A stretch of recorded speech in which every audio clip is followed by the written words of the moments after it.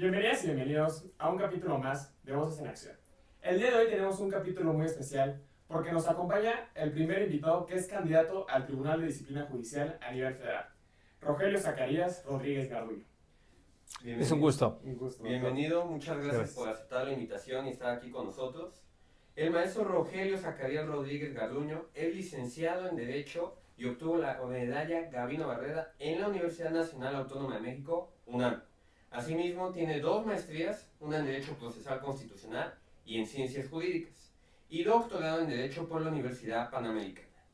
Ha ocupado diversos cargos de alta responsabilidad en el Consejo de la Judicatura Federal, en el Poder Judicial de la Federación y en distintas instituciones. En el ámbito académico, actualmente es profesor de carrera titular C de tiempo completo en la Facultad de Derecho aquí en la UNAM, con más de 20 años de trayectoria impartiendo materias relacionadas al juicio de amparo, derecho aeronáutico, derecho constitucional y además docente en muchas instituciones más. En el ámbito privado se ha desempeñado como abogado en diversas áreas jurídicas de Mexicana de Aviación y además es productor y conductor del programa de análisis jurídico-político En el Tintero en el canal de Congreso y colaborador en distintos medios de comunicación. Es el doctor Rogelio, número 35, para ocupar la magistratura del nuevo Tribunal de Disciplina Judicial. Muchas gracias, Gabriel. Muchas gracias por la presentación tan generosa y bueno, estar a la orden para poder charlar de este importantísimo proceso. La tuve que acortar, si no me hubiera aventado más. Quizá ahorita convenientemos para efectos del auditorio. Muchas gracias por estar aquí. Muchas gracias, doctor. Y bueno, ya Gabo nos hizo favor de leernos un poquito de su amplia currícula, pero a mí me gustaría saber cómo se describe Rogelio Rodríguez en una frase. Luchador. Luchador. Para poco ampliar, quizá la palabra, es tenacidad y esfuerzo y lucha. Yo creo que esa es la forma que yo me defino. No, y cualidades muy importantes, sobre todo en este proceso que se está realizando. Para continuar conociendo más acerca de usted, yo le preguntaría, cuando usted estaba por definir a qué dedicarse, a qué estudiar, ¿cómo eligió la carrera de Derecho? Pues mira, Gabriel, esa pregunta que me haces me da mucha comodidad porque yo elegí ser licenciado en Derecho desde los 5 años de edad. Yo provengo nací en la colonia Nápoles de la Ciudad de México, pero dado esta compleja ciudad, etcétera, mis padres tuvieron que mudarse porque rentaban, era muy caro, y compraron en un desarrollo allá en Ciudad de Nezahualcóyotl.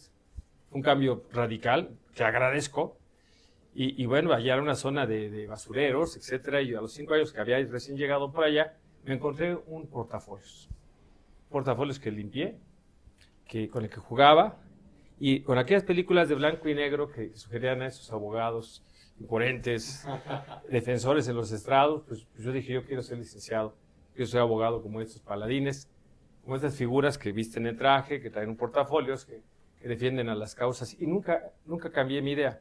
El portafolio lo conservé por muchos años, lo limpié, obviamente, le metí papeles, jugaba y andaba, y la decisión de ser licenciado en Derecho Abogado nunca se modificó. Tuve tentaciones porque provengo de una familia donde todos ellos, mis hermanos, 9 hermanos, conmigo somos 9 hermanos, todos en el sector aeronáutico.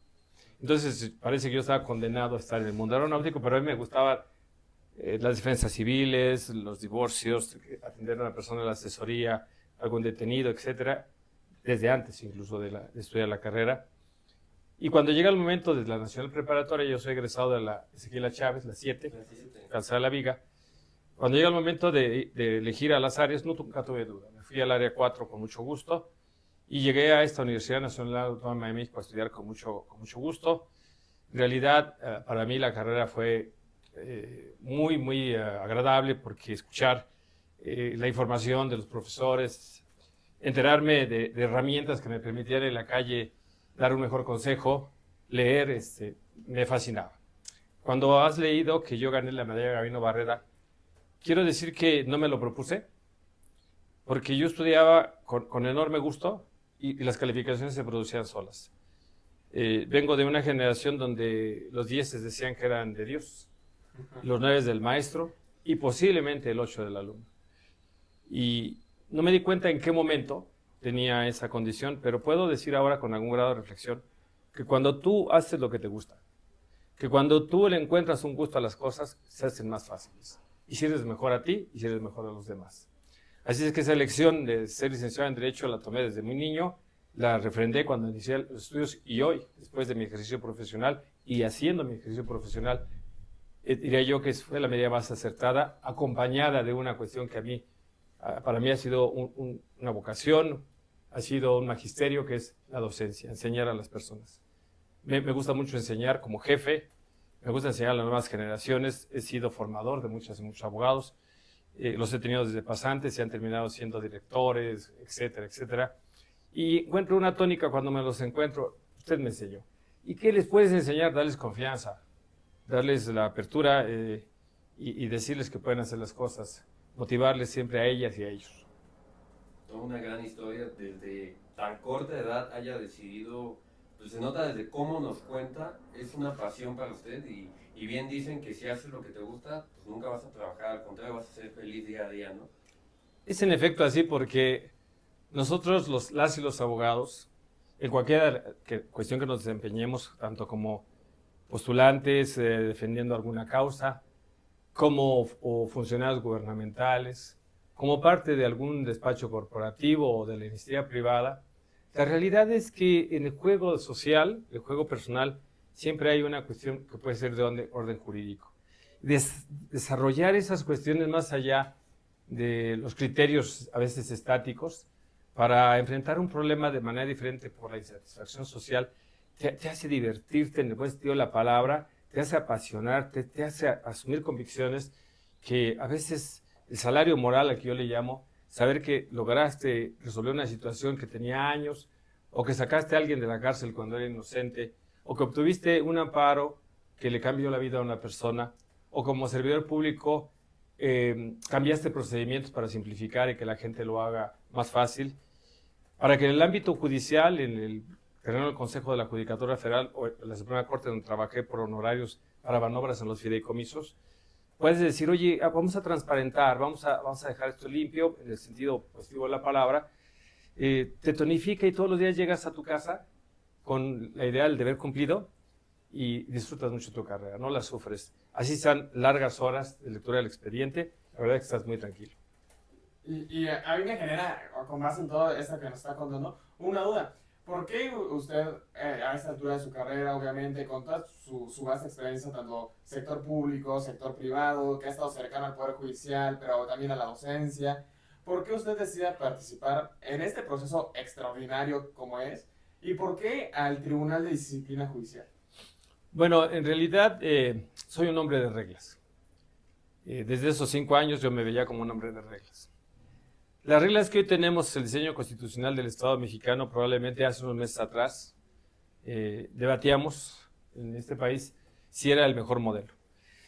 Yo tuve posicionamientos en cuanto a que estamos abriendo los mexicanos una brecha a nivel mundial que no tiene un precedente exactamente y vamos a ir a la elección de jueces, magistrados y ministros. Y si ustedes me habían dicho hace unos meses ¿qué hacemos? Quizá era reflexionar, mantener la reflexión y llevar esto a un proceso de maduración, pero se concretó la reforma constitucional. Y estas son las nuevas reglas. Entonces el abogado o la abogada, creo que debemos tener una norma de conducta y es ceñirnos a la regla. Dice una persona a la que yo me encanta leer, que es John Finnis, un autor australiano, que puede haber un sistema imperfecto, pero hay que seguir las reglas para guardar el orden social. Una sociedad que desdeña las reglas es una sociedad que está condenada al retraso o a las arbitrariedades. Entonces, más vale fortalecer el sistema de reglas, aun cuando el sistema de reglas sea imperfecto. Tras esa circunstancia, una vez que se consolidó la reforma y se dio la elección, yo hice una reflexión, una introspección. Un servidor participó en el antiguo modelo, por ejemplo, en la convocatoria que el Senado de la República abría para ser consejero de la Judicatura Federal. Me inscribí en aquellos tiempos bajo el modelo anterior, donde el Senado proponía, en este caso el Senado más bien resolvía, con el Consejo de la Judicatura se conformaba por 3 consejeros venidos de la Corte, propuestos de la Corte, dos del Senado de la República, uno de la Presidencia de la República y la Presidenta de la Corte o Presidente en turno era el Presidente. Entonces yo me inscribí a esta convocatoria y llegué a la parte final. Llegué a ser finalista, fue el momento que se terminó designando a la hoy ministra Loretta Ortiz, a la sazón entonces consejera. Y me quedó un mal sabor de boca, quiero compartirles, porque dada mis comparecencias en comisiones del Senado, dada el análisis documental de cumplimiento de requisitos, me parece que hubiera tenido mejor suerte. No digo que debiera haber ganado porque porque sea un capricho, sino que dado los perfiles, la estructura, los resultados, incluso las senadoras, sobre todo mujeres, me dijeron, si tuviéramos que elegir, usted sería, pero son cosas políticas. Entonces hay que decir que también había cosas políticas, o siempre habrá cosas políticas, dice Aristóteles. Luego, en esta nueva constitución, con estas reglas, me planteé, a ver, y si ahora voy por este sistema de reglas, porque estas son las reglas que existen ahora. Y con mucha seguridad, y quiero compartirles, sin que esto suene a arrogancia, yo asumí, perfectamente puedo pasar estos filtros, porque aunque los filtros no fueron fáciles, contrario a lo que se dice por la prensa y algunas cuestiones, no. Fueron muy difíciles las descripciones, porque mucha gente quedó fuera porque fue muy burocrático el proceso. Una alta carga de llenar documentos, de cumplir con requisitos. Por ejemplo, pedían una carta de residencia. A quienes nos ven, pues una carta de residencia, pues, ¿dónde? ¿Cómo empiezo? Bueno, a tu alcaldía, pero además te la hacen en un término de 21 días y a nosotros nos dieron 15 días. Entonces ve a pedir extraordinariamente la carta de residencia. ¿Para qué la carta de residencia si el cargo es federal? O sea, finalmente, y además la credencial de elector con fotografía, etcétera, la de nacimiento, etcétera. Esto no fue fácil.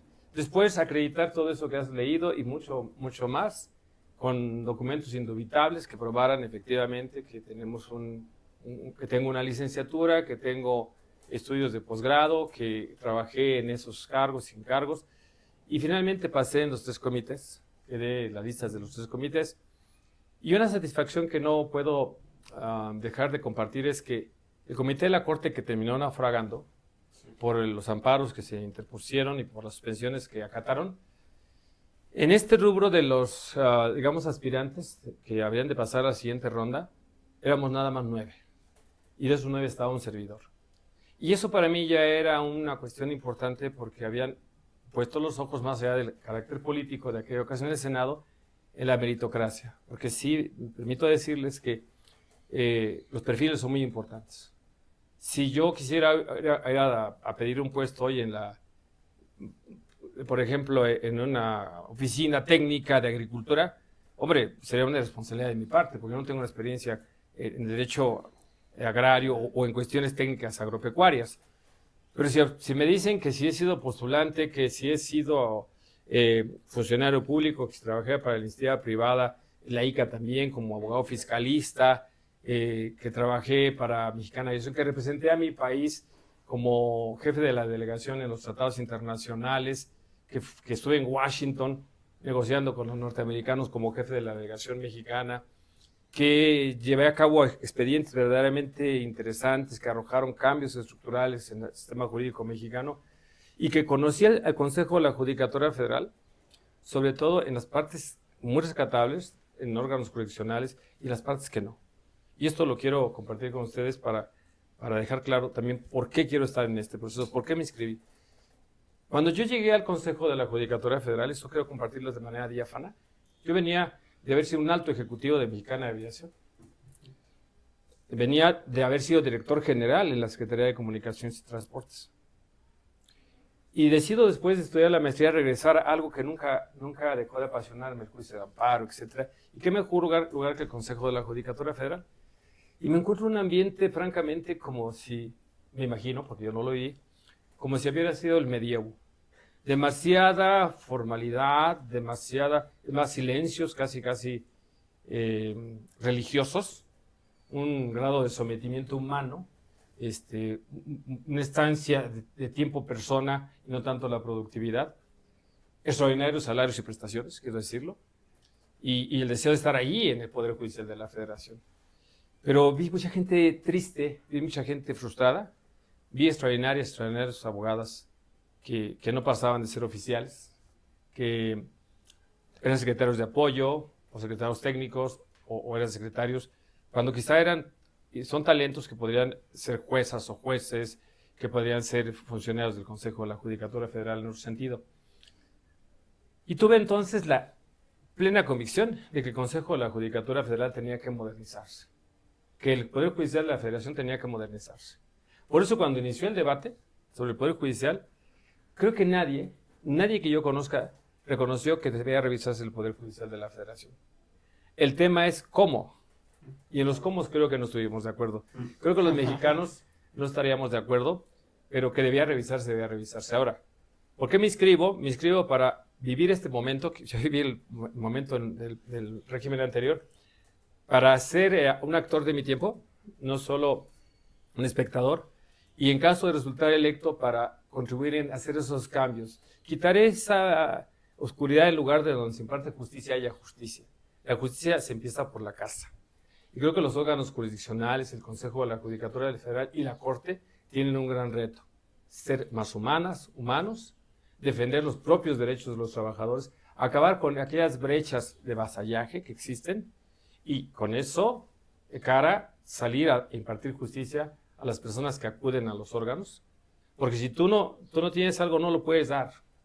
Si los juzgados y los tribunales tienen formas inhumanas, si los modos de vasallaje de los titulares son despersonalizantes, pues no puedes impartir lo que no tienes. En los tribunales debemos impartir justicia y debemos empezar por la casa. Y si la casa está bien, creo que podemos dar un mejor servicio y tener un grado de sensibilidad mucho mayor.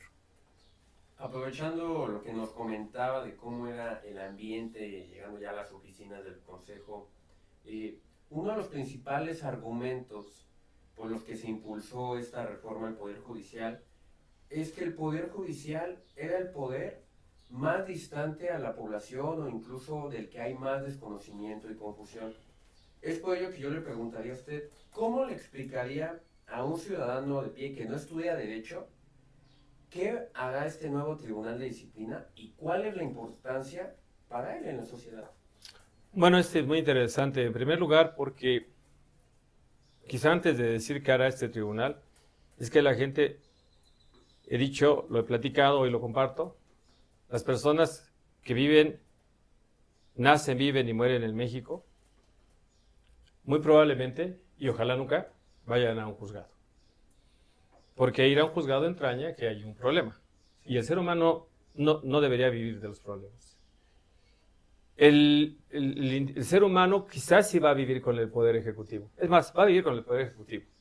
Desde que es registrado, desde niño, desde que sus cartillas de control, de su credencial. Vivimos una relación muy intensa con el Poder Ejecutivo federal y estatal. Vivimos una relación nula, pese a que somos una democracia representativa, con el Poder Legislativo. Eso es un tema que alguna vez se aborde. Y con el Poder Judicial tenemos una relación más, diría yo, de temor, las y los mexicanos. Cuando una persona dice, me llegaron de un juzgado una notificación, algo grave está pasando en tu vida. Porque vemos a los juzgados como algo complejo, como algo difícil y que me puede cambiar para mal la vida, porque hay ahí abogadas y abogados. Nuestra carrera está muy desprestigiada, lamentablemente. Sí. Muchas de las veces con razón, y eso son los retos. Entonces, el diseño constitucional que teníamos antes de entrar al tribunal, qué hará el tribunal y cómo podremos revertir esa circunstancia, es que en 1994 y 95 introdujimos a un Consejo de la Judicatura Federal, cuya misión era encargarse de la administración, vigilancia y disciplina del Poder Judicial de la Federación. Esto es, mira, ministros, mira, jueces, magistrados, ya no se desgasten en la obra pública, donde van a tener sus oficinas, no se desgasten en las contrataciones y relaciones laborales. Vamos a revisar, en el caso de la vigilancia, que se cumplan los términos procesales y vamos a disciplinar a quien se aparte, tanto de la parte ética como administrativa, como otras responsabilidades. Esto lamentablemente se cumplió parcialmente y en ocasiones se cumplió. Primero, porque el artículo 94 de la Constitución excepcionaba los alcances de este Consejo de la Judicatura Federal a la Suprema Corte de Justicia de la Nación, y porque el artículo 99 de la Constitución también excepcionaba al Tribunal Electoral del Poder Judicial de la Federación. Este Tribunal de Disciplina Judicial es el resultante de una un intento, voy a llamarlo porque vamos a vivirlo, vamos a ver cómo resulta, en donde se escinde la función de administración, que queda en el órgano de administración judicial, y la función de vigilancia y disciplina, como la tenía el Consejo, vamos a decir en términos generales, para después de las diferencias, se va al Tribunal de Disciplina Judicial. Pero ahora tanto el órgano de administración judicial como el Tribunal de Disciplina Judicial sí abarcarán a la Corte y sí abarcarán al Tribunal Electoral del Poder Judicial de la Federación. Aunque en cuanto a la vigilancia, el Tribunal de Disciplina Judicial legalmente y no constitucionalmente queda limitado a no llevar a cabo la vigilancia de la Corte. ¿Qué significa? ¿Qué demanda, qué va a hacer este tribunal? Este tribunal debe ser el garante, por un lado, de que durante el primer año, después de la elección que habrá de tener efectos el 1 de junio, y una vez que tomen encargo los jueces, los magistrados ministros, el tribunal debe llevar a cabo una evaluación. Debe de revisar cuidadosamente que las personas que resulten electas efectivamente tengan las capacidades y las competencias para la tarea jurisdiccional que les ha sido encomendada ahora a través del voto. Y se tiene que llevar a cabo no solo el diagnóstico, sino también la capacitación. No es fácil la redacción judicial. No es fácil el entendimiento de un expediente. No siendo fácil, tampoco es imposible. Tenemos que darnos la oportunidad de que las personas se introduzcan, aprendan o refrenden si se han retirado de esta actividad. Pero también hay que decirlo, si no lo pueden hacer, tienen que tomar medidas de capacitación, tienen que tomar medidas de ver dónde están los diagnósticos, las cuestiones falibles. Y si esto no sucede, después del primer año, dice la Constitución, se les puede incluso suspender de sus actividades. A grado tal que en ese año tendrá que ahora capacitárseles, pero a nivel, y ya no estarán al frente del tribunal. Luego, este Tribunal de Disciplina Judicial tiene que ser garante de que el juez sea competente técnicamente, sea competente desde el punto de vista humano y también desde el punto de vista ético. Entonces, esta labor tiene que ser organizada y hay las facultades constitucionales y legales para vigilar, capacitar, en su caso separar, a través de procedimientos. Y en otro sentido es escuchar, a través de este tribunal, escuchar a los justiciables, a las justiciables, a las ciudadanas de a pie, ciudadanos, que se habrán de quejar, que habrán de presentar denuncias incluso anónimas, como hoy también sucede en el Consejo, para que se revise el actuar de las juezas y jueces apegados al marco constitucional y legal. Por ejemplo, el artículo 17 constitucional es polémico, pero profundamente interesante y retador. En los juicios de naturaleza fiscal, donde están de por medio los tributos, que a veces duran años y terminan en devoluciones multimillonarias para los grandes contribuyentes, yo digo que no tengan derecho, solo que no hay que dilatarlos. La Constitución dice que en 6 meses tiene que resolverse de fondo. Y esto entraña que habrá que llevar a cabo una revisión, una vigilancia para ver si efectivamente se están resolviendo los juicios. Y en la materia penal, donde hay dolorosísimos casos, el caso de Reyes Alpizar, por ejemplo, 17 años en prisión preventiva, ¿no? No puede ser. La Corte Interamericana sale y nos dice, no, tenemos que hacerlo en 6 meses. Los demás procesos tienen que resolverse en los tiempos procesales. Porque justicia denegada, pues no es justicia. Alguna vez yo decía y platicaba con personas que tú puedes tener una extraordinaria justicia, pero después de 10 años hay que colgarla en una pared porque el negocio ya se perdió, porque el patrimonio ya se quedó dilapidado, porque está desgastado el justiciable. Entonces hay que quitar esas tolerancias que hoy existen, porque existen. ¿Dónde están las tolerancias? El Consejo de la Judicatura tiene una serie de criterios disciplinarios donde, por ejemplo, al llevar a cabo las visitas a los órganos jurisdiccionales, ordinarias y extraordinarias, dice a ver cómo andamos en rezago en el cumplimiento de expedientes. Bueno, no estamos en los términos procesales. O sea, las universidades, lo que enseñamos, que la alumna y alumno tiene que saberse los términos procesales, etcétera. Pues no, porque los juzgados tienen mucha carga de trabajo. Y entonces debemos atender a entender que es complicado que resolvan los términos procesales. El Consejo emitió históricamente criterios para decir, ¿cuánto tienes de rezago promedio? 6 meses. 6 meses tolerable. Entonces yo te digo que no es tanto cumplir con la ley, con los códigos procesales, con los términos procesales, sino con los criterios metaconstitucionales y metalegales de tolerancia. A mí me parece que el reto radica en preguntarnos por qué están las saturaciones en los tribunales y por qué las cargas de trabajo. Y tengo muy claro por qué. Las cargas de trabajo en los tribunales radican en que los órganos jurisdiccionales federales y locales mucho más los locales, tienen por cultura, y tenemos que cambiarlo, ver cómo no admiten una demanda. Lo primero que haces es llevar tu demanda, ustedes jóvenes que seguramente se han impuesto acercado a esas cuestiones, pero los abogados cuajados, y lo primero que estás esperando es la prevención. Claro. Esto es, a veces tú presentas 2 demandas en un mismo tribunal y en este tribunal te la aceptan y en este tribunal no te la aceptan. En ese tribunal, para quien nos escucha, te previenen porque esto y porque aquello. Desahogas la prevención con lo complicado que son las notificaciones, porque son muy complicadas. Y una vez que las desahogas, te hacen a veces una segunda prevención a grado de desechar. ¿Y cómo no van a tener trabajos? En lugar de entrar a estudiar, están emitiendo oficios como efecto boomerang, van y vienen los expedientes, reenvíos. Y entonces tu abogada, tu abogado, dices, bueno, yo tengo que obtener el objetivo que me planteé de defender esta causa o con mi cliente. Entonces, ¿qué haces? Vas al juicio de amparo para que te admitan la demanda. Imagínate, ir al juicio de amparo para admitirte una demanda, cuando entonces el artículo 17 dice que deben estar prontos y expeditos los tribunales. De manera que hay que preguntarnos por qué esa saturación, y la saturación es porque hay diferimientos, hay sacar a veces por estadística, y el tema es, para que no tengas trabajo mañana, haz el trabajo de hoy.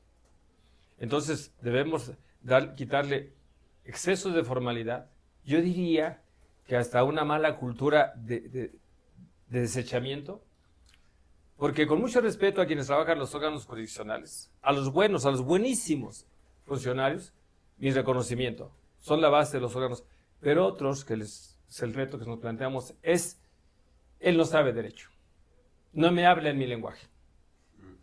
Entonces, no me lo supo plantear. ¡Wow! Entonces tenemos una suerte de choque entre el funcionario judicial, le hace secretario, le hace incluso oficial judicial, a veces juezas y jueces, porque hay la arrogancia de que no me hablaste en los términos de ese lenguaje que parece que ser un lenguaje exclusivo de las y los abogados, cuando lo que debería importar es la causa de pedir. Debería importar que quede suficientemente claro si tengo competencia para oírlo y si le entendí lo que me vino a plantear.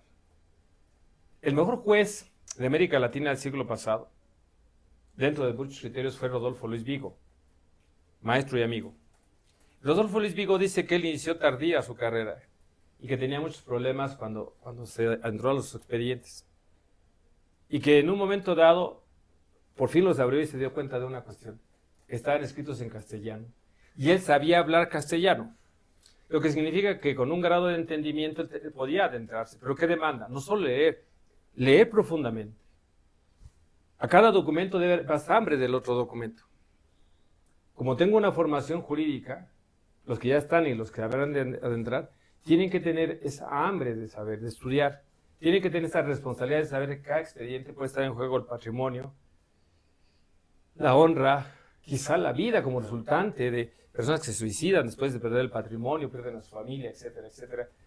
Así es que el reto importante es erradicar ese formalismo excesivo y dar más apertura a la claridad del lenguaje y que las personas que oyen hablar de un juzgado entiendan que es un lugar a donde pueden resolver un problema y no tanto generarse un problema. Sí, me parece una descripción muy completa de todo esto que es este tribunal, pero también un análisis pues más profundo también de todo lo que conlleva el Poder Judicial. A mí me parece muy importante esto que usted menciona de erradicar estos formalismos, y me parece que también lo que usted menciona dentro de esta página de Conóceles del INE, la erradicación de la burocratización, ¿no? Que muchas veces es el enemigo de las personas. Y un punto muy destacable que escuché que usted mencionó es que la gente muchas veces le tiene miedo al Poder Judicial en un juicio. Y algo que giraba muy en torno a este nuevo Tribunal de Disciplina Judicial, creo que era justamente el miedo. Había muchos estereotipos, muchas ideas que yo le voy a pedir que nos aclare, por favor, de que este Tribunal de Disciplina Judicial iba a ser una mal llamada, tal vez, Santa Inquisición. Que estaba mucho este temor. Algunos candidatos ya nos lo platicaron, que desde el nombre da miedo el Tribunal de Disciplina. Pero quiero saber usted, como candidato al Tribunal de Disciplina, ¿qué opina al respecto? Mira, las instituciones son meras hechuras humanas. ¿Qué les da vida a las instituciones, a las personas? Para poder acercarme a reflexionar sobre tu pregunta, quiero poner en la mesa un tema que a las y los mexicanos creo que nos ha dolido. La CNDH nació como una extraordinaria institución mexicana. Y hoy la CNDH ha perdido ese brillo y ese reconocimiento, porque las personas creo que son fundamentales. Entonces este tribunal, por principio de cuentas, funcionará para bien que para mal, en función de las personas que ocupen y entiendan y asuman las responsabilidades que corresponden. Dicha esta circunstancia, este tribunal, por principio de cuentas, de disciplina judicial, así se llama en los términos del artículo 94 de la Constitución, recoge una tarea que estaba pendiente. Y esta tarea que estaba pendiente es el tema de la justicia laboral en el Poder Judicial de la Federación. El artículo 123 fue reformado para que las relaciones individuales y colectivas de trabajo sean conocidas, ventiladas y resueltas por este tribunal. Para quien nos escucha, para quien nos oye, para ustedes que conmigo reflexionan, una de las cuestiones de mi llegada al Poder Judicial era que si te despedían, si abusaban laboralmente de un trabajador o trabajador, no había tribunal, el criterio de que no hay tribunal que juzgue al máximo tribunal. De esta manera, si alguien era, digamos, acosado laboralmente, despedido, afectado en sus derechos laborales, pues había una comisión sustanciadora que era el mismo Poder Judicial. Este tribunal se va a encargar de impartir justicia en el terreno de las relaciones laborales, de lo que se ha hablado prácticamente nada en todo este proceso. Entonces eso tendríamos que decirlo. Y este tribunal, más que ser un tribunal de inquisición per se, que persiga, que acose a los magistrados, a los jueces, incluso ministras y ministros, tiene que ser un tribunal que estudie con mucha seriedad la naturaleza de la queja y de la denuncia. La queja y la denuncia ya existe en el Consejo de la Judicatura Federal, ya existe el carácter anónimo. El tema es que, ¿con qué seriedad se estudia? Primero, para dos vías, para dos partes. ¿Quién se queja y respecto de quién se queja? En mi experiencia que acabamos de leer, yo a veces me pregunto, ¿qué ganas de volverme a meter?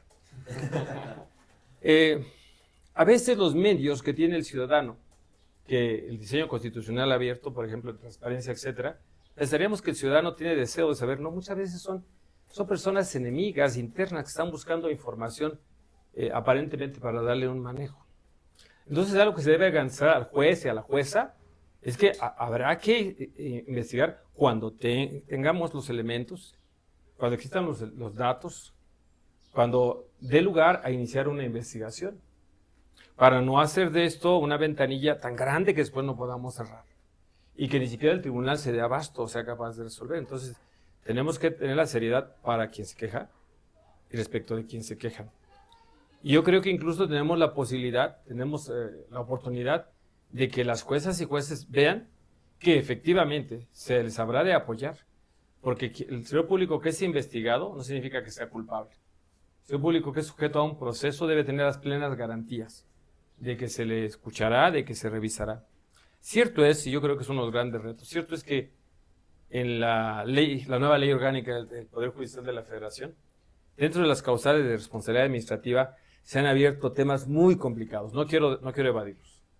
Los temas muy complicados que hay responsabilidad administrativa, por ejemplo, cuando hay interferencia en la prueba o cuando no hay una debida valoración de la prueba. Lo digo en síntesis. Este es un brinco que no tenía el Consejo de la Judicatura Federal porque estás entrando a la labor de juzgar. El Consejo de la Judicatura Federal nunca brincó a la labor de juzgar, a la independencia judicial. O sea que habrá que tener mucho cuidado si es durante el expediente, con qué criterios, con qué elementos se va a saber si en un juicio que se encuentra sub judice o ya es cosa juzgada, una interferencia de prueba, por ejemplo, o se le resolvió en contra del sentido de la ley. Porque entonces este tribunal puede convertirse en un tribunal que deje sin efecto la certeza de la cosa juzgada o de la independencia judicial. De tal manera que este tribunal tendrá que estudiar el triple que los tribunales para saber en qué momento puede interferir, porque no solo es la interferencia de la prueba, o no solo es la valoración de la prueba, o resolver contra constancias, o resolver contra el sentido de la ley o la jurisprudencia, por ejemplo, que son retos fundamentales, sino saber en qué sentido esto afectó al desarrollo del proceso de una manera tendenciosa. Y saber en qué momento podemos separar la labor judicial de una responsabilidad administrativa e incluso quizá de carácter penal. Entonces te les decía un poquito a modo de ligereza, ¿con qué ganas? Si ya pero ciertamente soy muy convencido de que tengo la capacidad, y esto no es un tema de que voten por mí, tengo la capacidad y tengo la convicción de que puedo distinguir. Por eso creo que quienes vayan a llegar tienen que ser personas que estén abstraídas del deseo de los grandes sueldos, de las grandes posiciones sociales, del reconocimiento público, no. Tiene que ser como aquel gusto con el que yo estudié la carrera de Derecho. Con el gusto por saber que vas a apoyar al mismo tiempo a los juzgadores, porque si no apoyas a los juzgadores no van a poder atender al justiciable.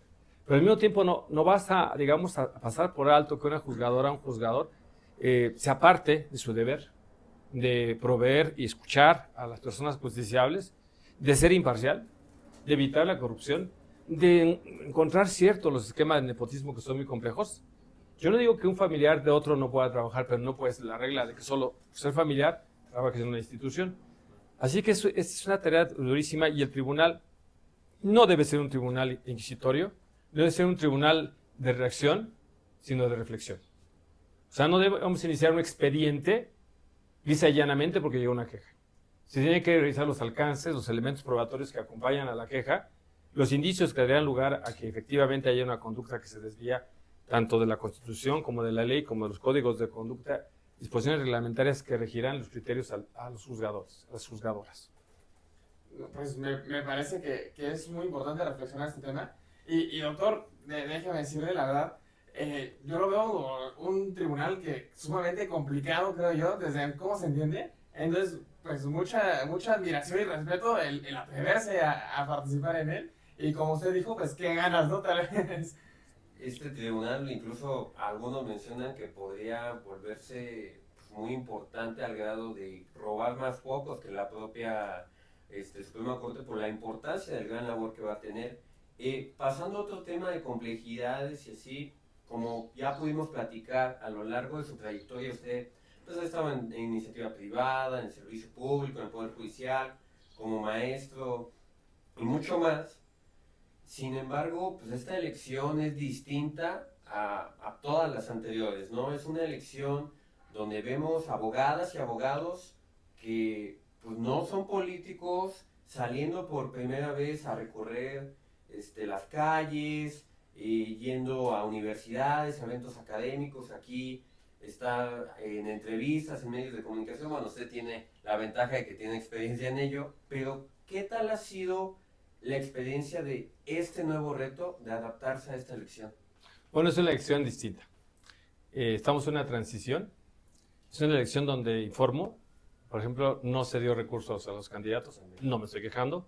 Creo que habría que ver si se deben dar recursos o no. Los recursos que se pueden gastar son limitados. Las acciones de campaña son limitadas. Por otro lado, también debo reconocer una elección nacional con el tiempo que tenemos. El territorio nacional no se recorre en 2 meses. No. Y además, ¿con qué? ¿No?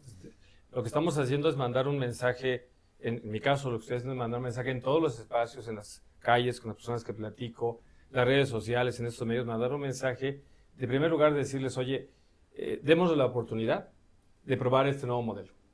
Y si yo puedo contribuir en orientarte y ser parte de promotores de cambio, pregúntame. Y confía en un momento dado en que quienes lleguemos a estos encargos nos vamos a hacer cargo de encontrar las mejores partes de esta reforma constitucional. Lo mejor que tenga esta reforma tenemos que sacarlo adelante. Y sí, esta elección, pues por otro lado, en este momento, tiene, digamos que un poco interés mostrado por los sondeos de opinión, por el caminar. Las personas muchas veces no saben, como decíamos al principio, no saben qué es un juzgado, no distinguen entre un juzgado y un tribunal. No saben cuándo algo es federal, cuándo algo es de competencia local. El gran tema está en la Corte, porque la Corte tiene focos políticos históricos. Entonces el reto radica en explicarles, en informarles, decirles, por ejemplo, que este tribunal no es algo exactamente novedoso. Es la evolución del Consejo de la Judicatura Federal y es un tribunal que tendería a procurar lo que tienden algunos tribunales del mundo, no seríamos los primeros en esto, que las y los funcionarios judiciales, las personas que están en los órganos jurisdiccionales, respeten la Constitución, respeten las leyes y que le demos la oportunidad al sistema jurídico de que se practique. Ahora, las personas no entienden bien a bien porque son muchas boletas y son una lista de nombres a veces interminables. Por ejemplo, para este tribunal se habrán de componer de 5, 3 mujeres y 2 hombres. 20 mujeres están en la boleta para encontrar a 3 según la votación. Y ya habemos 18 hombres, de los cuales se habrá de elegir a 2. Y abajo, en el tema de opciones, pues me recuerda un poco a los pronósticos deportivos, porque es una lista interminable. Y a ver, sí, el doctor Rodríguez Garduño, Rogelio Rodríguez Garduño Zacarías, sí, etcétera, pero ahí ya no lo veo. Ahí veo nombres que por el momento, al ver la lista de nombres, tengo que tener una gran capacidad de memoria, de mnemotecnia. Entonces estamos frente a un reto monumental que comparto con ustedes. El reto de lograr la mayor parte de mexicanas y mexicanos en edad de votar, lograr que te entiendan que tu mensaje es diferente. No solo que vas a participar, sino que haya una identificación entre lo que tú dices y lo que ellos viven. Y para lograr eso, que déjenme decirles, para lograr eso hay que haber caminado con ellos. No en esta elección, toda la vida. Ya les platicé a ustedes que yo caminé desde nacer en la colonia de Nápoles hasta caminar en Ciudad Nezahualcóyotl. Que he caminado por los tribunales del Estado de México, de la Ciudad de México, he caminado por las agencias del Ministerio Público, y quiero decirles a ustedes que en muchas ocasiones terminé poniendo de mi dinero, frente a una injusticia para sacar a alguien que faltaba pagar algo. Y saber que te enfrentas a tribunales, a autoridades sordas, a autoridades que verdaderamente te agreden. Por ejemplo, y no es nuestra materia, pero lo voy a decir. Una víctima va al Ministerio Público y el simple hecho de entrar y cómo es tratado ya está revictimizado. Entonces, ¿qué hacemos? No vamos a los tribunales. Perdón, no vamos a las agencias. ¿Cuántas mexicanas y mexicanos, y aunque no es exactamente nuestra materia, que sí lo puede ser en la materia civil, tienen históricos problemas de regularización de la tenencia de sus tierras, sus propiedades, desde que se heredaron, no se heredaron, etcétera, se pasó de mano en mano, y no regularizan cuando les hablas de un juicio, porque el juicio igual a dinero perdido, a largas esperas de 5 o 10 años, y cuando tú le dices, yo sé que eso tenemos que erradicar, yo sé que tenemos que buscar en el juicio de amparo más la efectividad y menos las reglas. Yo imparto la clase de juicio de amparo, hay los criterios jurisprudenciales para atender más a la causa de pedir que a las reglas de la formalidad, pero la tristeza, se sigue atendiendo más a la formalidad. Tenemos avances como el control difuso, que para quien me escucha es que un juez está obligado a revisar incluso la conformidad de sus leyes con la Constitución, la ley federal o los tratados internacionales, y no lo hacen los jueces. No lo hacen porque tenemos una estructura jurídica y una cultura. Y esa cultura es, déjenme decírselos así, tan claro como lo he vivido y es mi convicción, cuidar el trabajo antes que hacer bien el trabajo. ¿Y cuándo cuido el trabajo, comillas? Cuando arriesgo menos. ¿Y cuándo arriesgo menos? Cuando no resuelvo nada. Bromeaba yo, he bromeado cuando he sido director o jefe de abogados, de jurídicos, y como maestro. Mucho más que como practicante que como maestro. Cierto es que hay el common law y el civil law. Yo les digo a los abogados, ya te quebraste la cabeza para decirme cómo no. Quiebrate la cabeza para decirme cómo sí. Sin que nosotros trastornemos la ley o busquemos un interés perverso. Porque tanto trabajo te costó buscar el no para conservar el trabajo, pensando que al resolver en un sentido negativo, entonces nadie te va a decir, ¿por qué? ¿Qué pasa? Todos somos sospechosos de hacer las cosas bien y eso tenemos que cambiar. Si concediste un amparo, algo tenías ahí con esas personas. No, si has de conceder el amparo es porque hay la convicción, porque los autos, porque las constancias reflejan que debes conceder el amparo. Y no dejar de conceder el amparo porque ¿qué van a decir de mí? En la apelación, los tribunales colegiados de apelación, platicado con ellos. No, yo mejor confirmo. Porque viene señalado, o viene, por ejemplo, por el delito de violación. No van a decir que yo protejo violadores. Entonces, ¿para qué es la apelación? La apelación debería ser para revisar, quitarte estos prejuicios y, insisto yo, cuidar el trabajo. Entonces digo yo que en México tenemos los abogados no del cómo lo, sino del cómo no. Y tenemos que buscar el cómo sí, porque el justiciable está buscando el cómo sí. Miren ustedes, si observamos una sesión de la Corte histórica, en el canal Justicia TV, en su momento el canal judicial, y vemos la lista de los asuntos de cuenta, amparo tal, amparo en revisión, etcétera, etcétera, etcétera, etcétera, el 99% son declarados infundados y improcedentes. Imagínense personas que llevan años esperando que su asunto sea atendido por la Corte. A que llegue a la Corte y que sea atendido por la Corte para que en fracciones de minutos te digan infundado e improcedente. Eso tenemos que revertirlo. Tenemos que lograr que a mi expediente se le dé la importancia de mi expediente. Porque yo estoy pensando que ya llegó a la Corte o que ya está en el colegiado. Y que entonces sí, o en el colegiado de apelación o el de circuito. Y nada, y de esto lo pongo en la mesa y me encantaría debatirlo y revisarlo. Nada, que se resuelve más por la estadística y cuidando mantener el trabajo o meterte en los menos problemas. Y eso no es lo que espera la población. Este Tribunal Disciplinario Judicial ha de revisar, o cuando menos un servidor bajo mi óptica, así lo veo, ha de revisar que en efecto se imparta justicia. Ha de revisar que se haya estudiado profundamente el asunto y ha de revisar por qué tienes tú que confirmar ya por regla en el Tribunal Colegiado de Apelación por regla derivado de un catálogo de delitos en la materia penal. Porque esa es la línea. ¿Cuál línea? En justicia no debe haber línea. La línea tiene que ser eso, los valores de la justicia. Estas experiencias que comparto con ustedes no son producto, estrictamente hablando, de la academia. Aconsejo que toda abogada y abogado que se interne en esa materia lleve siempre paralelamente la vida académica, que nunca la deje, pero la vida práctica, que es la calle, que es el caminar, que me refería hace un momento. Estos son mis retos. Entonces yo no lo veo como un tribunal inquisitorio, sino para decirle, a ver, platícame por qué, colegiado de apelación, por qué tu estadística me dice que has confirmado el 99%. Pues es que si no al rato la prensa me va a hacer pedazos. ¿Tú eres juez para la prensa o eres juez para los justiciables? ¿Tú eres juez para cuidar tu trabajo o eres juez por convicción, por vocación?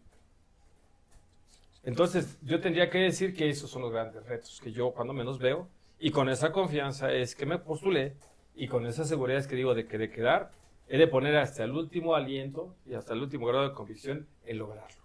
Y esperando que si soy electo mis pares me acompañen, o haga yo que me acompañen, ¿no? en ese proceso. Sí, y me parece muy importante lo que mencionan, y creo que todo esto también recae en una confianza de la ciudadanía, pero esa confianza, a mi parecer, viene también mucho de quiénes son los que imparten justicia, y para eso es importante conocer sus principios y sus valores.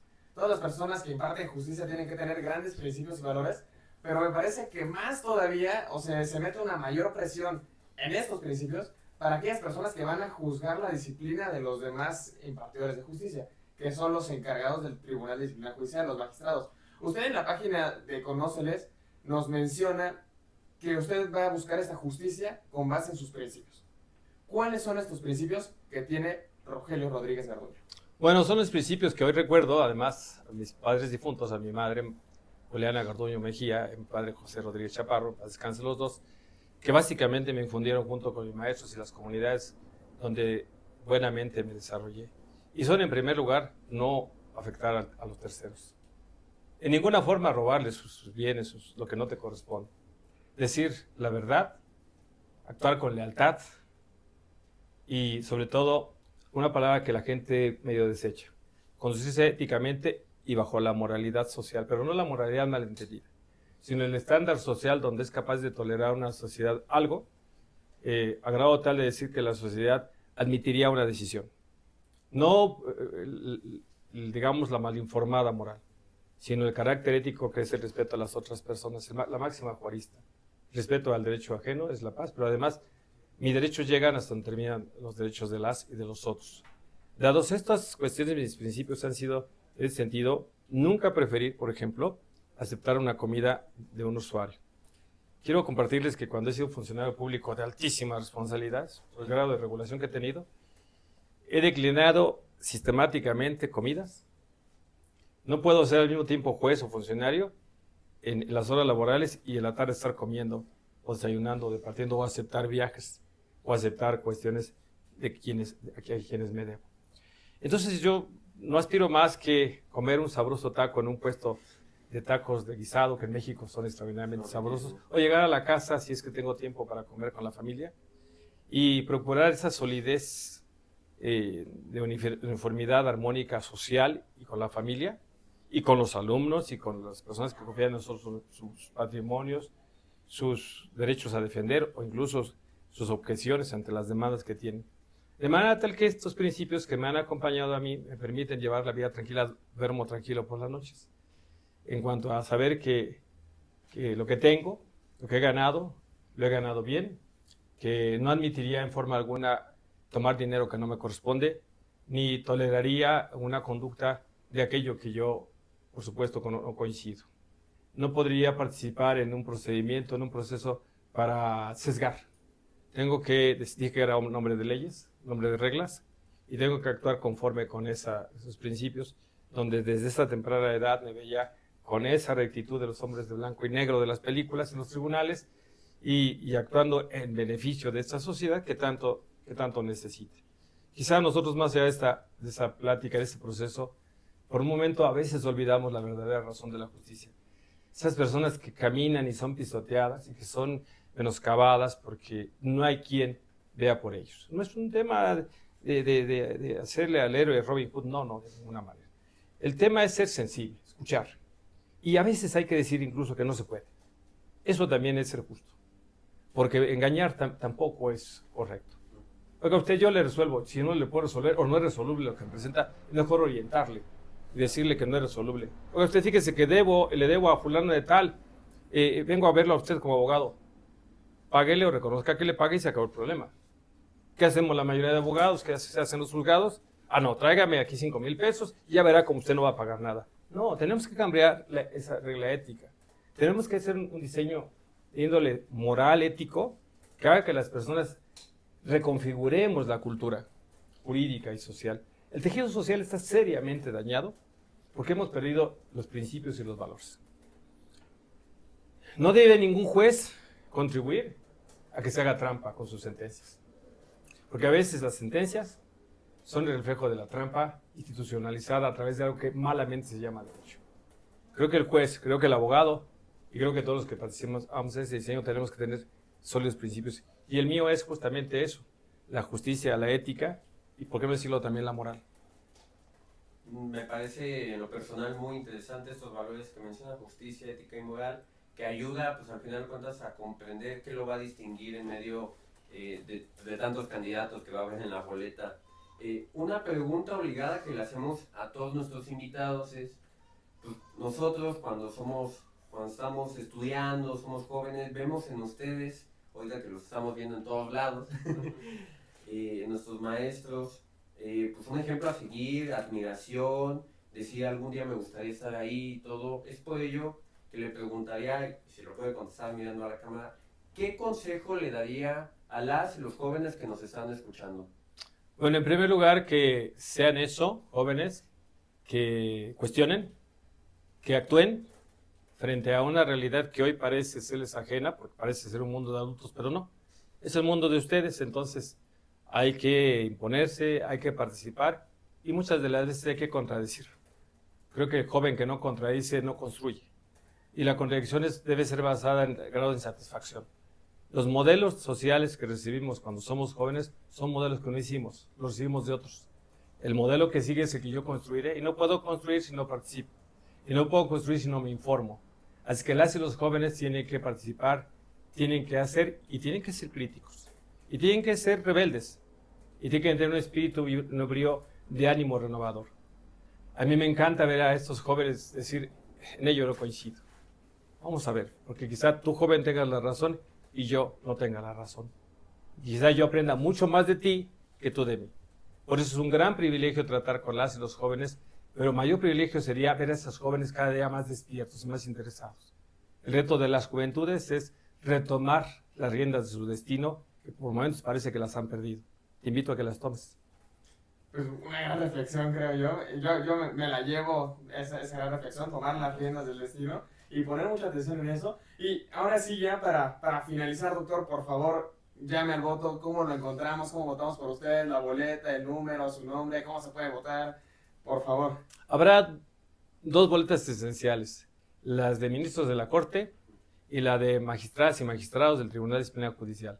La que a nosotros corresponde, la que a mí corresponde es color turquesa y soy el número 35. Mi nombre es Rogelio Zacarías Rodríguez Garduño. Algo que va a ser fundamental para que ustedes me encuentren es que de la lista de quienes están ahí, mi nombre es el más largo. Porque Rogelio Zacarías Rodríguez Garduño, cuando revisas, sobresale de todos los demás nombres. Y quiero pensar que sobresalga no solo por la longitud de mi nombre, sino por las propuestas que les hago a todas y todos ustedes y que les invite a que vayan a votar. Muchos años de mi vida yo no coincidí y no coincido en muchos momentos con los regímenes políticos, pero siempre he ido a votar.